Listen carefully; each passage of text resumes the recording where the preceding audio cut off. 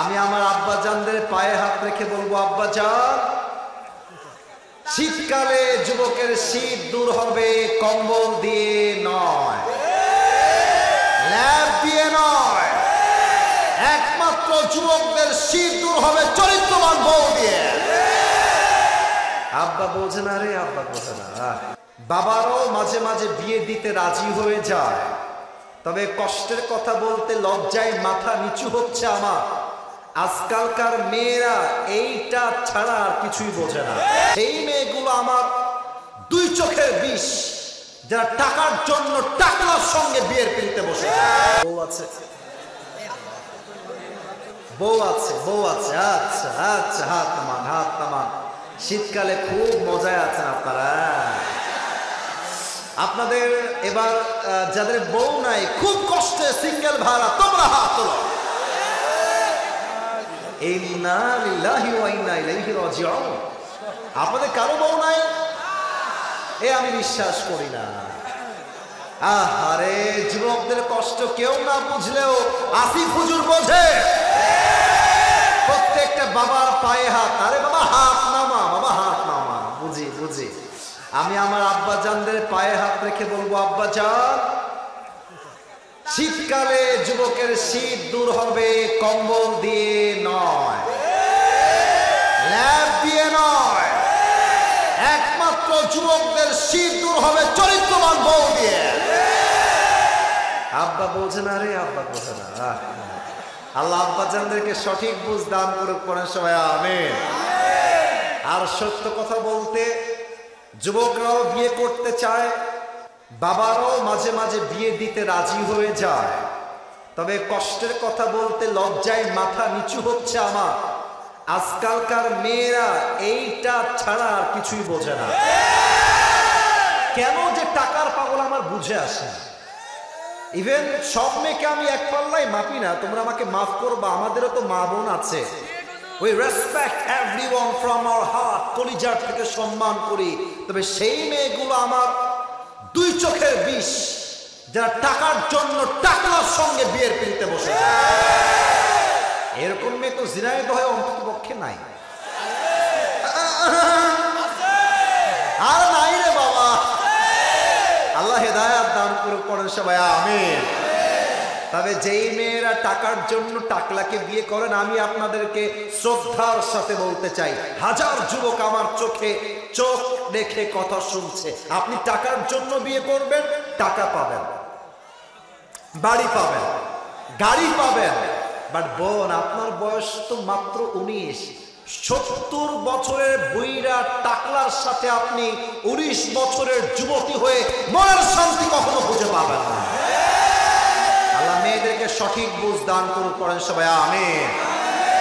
আমরা 3টা তাকবীর দিয়ে তাফসীরে ফিরে যাব। প্রথম তাকবীর দিবেন বিবাহিত ভাই, সেকেন্ড তাকবীর দিবেন সিঙ্গেল ভাইরা। আমি দেখতে চাই কার গায়ের জোর কত বেশি। ঝিনাইদহের বিবাহিত ভাইরা সম্মান রাখতে হবে। বিবাহিত ভাইরা, আপনারা আমার পক্ষের লোক, আপনারা সবাই একটা কাশি দিয়ে গলা ঠিক করেন। এটা কোন কাশি হইলো? What is this? আর একবার কাশি দেন। সিঙ্গেল কলিজারা তোমরা একটু চুপ থাইকো, ঠিক আছে? আমার বিবাহিত ভাইরা তাকবীর দিবে, প্রথম তাকবীরটা। বিবাহিত ভাইরা রেডি হও। বিবাহিত ভাইরা তাকবীর দিবেন, সিঙ্গেলরা চুপচাপ থাকবে। বিবাহিত ভাই, নারে তাকবীর। আপনি তো মাইকের জোর দিয়ে আরো গলা আওয়াজ বাড়াই দিলেন। আচ্ছা ঠিক আছে, বিবাহিত ভাইরা শেষ। মিডিয়ায় রেকর্ড হচ্ছে, আমি কোনো ধোকাবাজি করার সুযোগ নাই।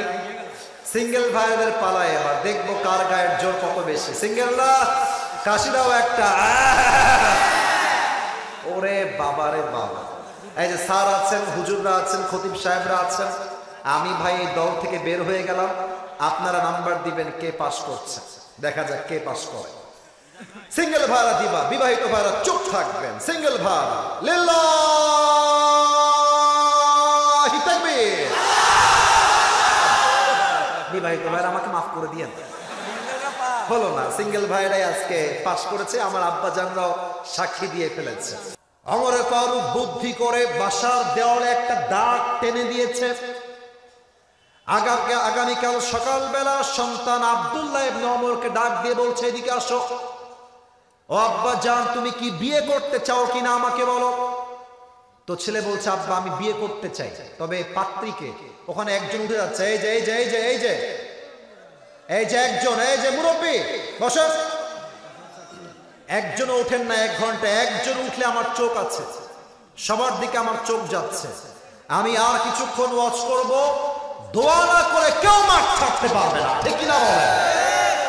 বলছে আব্বা বিয়ে করতে চাই, তবে ছেলে ভেবেছে হয়তো আমার জন্য রাজকুমারী আব্বা দেখে রেখেছে, প্রিন্সেস, রাজার মেয়ে, রাজরানী হবে।